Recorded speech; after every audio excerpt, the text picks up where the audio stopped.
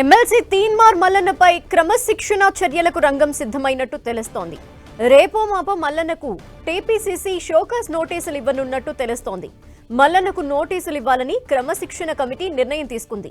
Teenmar మల్లన్నపై TPCC chief కి నేతలు కార్యకర్తల నుంచి ఫిర్యాదులు వచ్చాయి. కులగణన సర్వేపై పార్టీ విధానాలకు విరుద్ధంగా మల్లన్న మాట్లాడారని ఆరోపణలున్నాయి.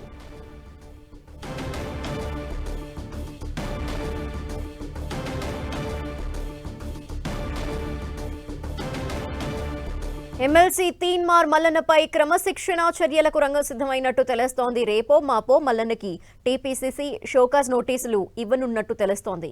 మల్లన్నకి నోటీసులు ఇవ్వాలని క్రమశిక్షణ కమిటీ నిర్ణయం తీసుకుంది.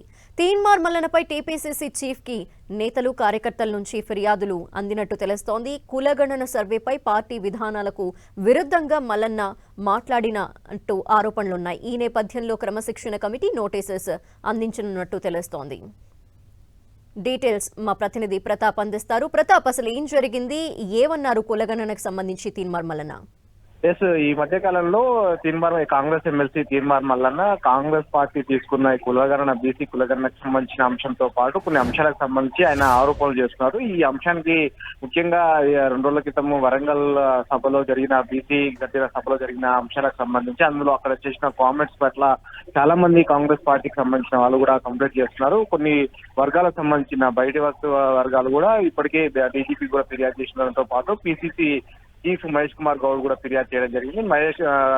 తీన్మార్ మల్లన్నకి సంబంధించి ముఖ్యంగా కులగణన రిపోర్ట్ ను తగలబెట్టాలి అంటూ కూడా కొన్ని ర్యాష్ గా కామెంట్ చేయడంతో పాటు ఒక వర్గానికి సంబంధించి కూడా ఆయన చేసిన కామెంట్స్ ను ఆ వర్గానికి సంబంధించిన నేతలంతా కూడా అటవుతున్నారు. ఏదైనా ఉన్నా తనకి అన్యాయం జరిగితే ఆ వర్గానికి సంబంధించి మాట్లాడకూడదు, కానీ ఎదుటి వర్గాన్ని విమర్శించడం కరెక్ట్ కాదంటూ కూడా కామెంట్ చేసిన పరిస్థితి. కాసేపు క్రితము అసెంబ్లీ లాబీలో కొమ్మటి వెంకటరెడ్డి కూడా ఇదే అంశానికి కూడా మాట్లాడుతూ కాంగ్రెస్ పార్టీ పైన గెలిచి కాంగ్రెస్ పార్టీ నేతలను ఇట్లా విమర్శలు చేయడం కరెక్ట్ కాదు, ఆయన ఎన్నికల సందర్భంగా కష్టపడ్డ వారిని అందరూ కూడా ఆరోపణలు చేయడం.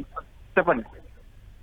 ప్రస్తుతం జరుగుతున్న అసెంబ్లీలో నేతలంతా కూడా చాలా యాక్యురేట్ గా జరిగింది కులగణన అని చెప్తున్న నేపథ్యంలో తీన్మార్ మల్లన్న ఈ విధంగా ఎందుకు కామెంట్స్ చేయాల్సి వచ్చింది? ఆయన దీనికి సంబంధించి గతంలో కొన్ని రిపోర్ట్ సంబంధించి ముఖ్యంగా సమగ్ర కుటుంబ సర్వే ఏదైతే 2014లో జరిగిన రిపోర్ట్ అంటున్నారో ఆ రిపోర్ట్ ను బేస్ చేసుకుని ఈ బీసీలకు సంబంధించిన జనాభా తగ్గింది, దాదాపు 21 లక్షల జనాభా తగ్గింది అంటూ కూడా ఆ రిపోర్ట్ ను ఆధారంగా చేసుకొని కూడా చెప్తున్నారు. అయితే దానికి సంబంధించి కూడా ప్రజెంట్ గతంలో సమగ్ర కుటుంబ సర్వే ఏదైతే జరిగిందో అది ఎలాంటి క్యాబినెట్ ఆమోదం పొందలేదు, ప్రభుత్వం అసెంబ్లీలో పెట్టలేదు, దానికి ఎలాంటి శాంతి లేదు. పైగా అప్పుడు జరిగిన బీసీ కులగణనకు సంబంధించి కూడా కేవలం 51% ఉంటే ఇప్పుడు 56%. అప్పుడు ముస్లింలను అంతా కూడా కలిపి అందులోనే చూపించారు. ఇప్పుడు ముస్లింలను డివైడ్ గా చూపించడంతో 46 అవుతుంది. అది ముస్లింలు బీసీ వర్గానికి సంబంధించిన ముస్లింలను కలిపితే 56 అవుతుంది అని చెప్పేసి క్లారిఫికేషన్ కూడా అసెంబ్లీలో ఇవ్వడం జరిగింది. సో మొత్తం మీద దీనిపైన చేసిన కామెంట్స్ పైన పీసీసీ అయితే కాస్త సీరియస్ గా ఉందని చెప్పుకోవచ్చు. దీనికి సంబంధించి క్రమశిక్షణ కమిటీ ఏమన్నా నిర్ణయించిన తర్వాత షోకాస్ నోటీస్ ఇచ్చే అవకాశం కూడా ఉందని చెప్పచ్చు. Thank you Pratap. MLC Teenmaar మల్లన్నపై క్రమశిక్షణ చర్యలకు రంగం సిద్ధమైంది.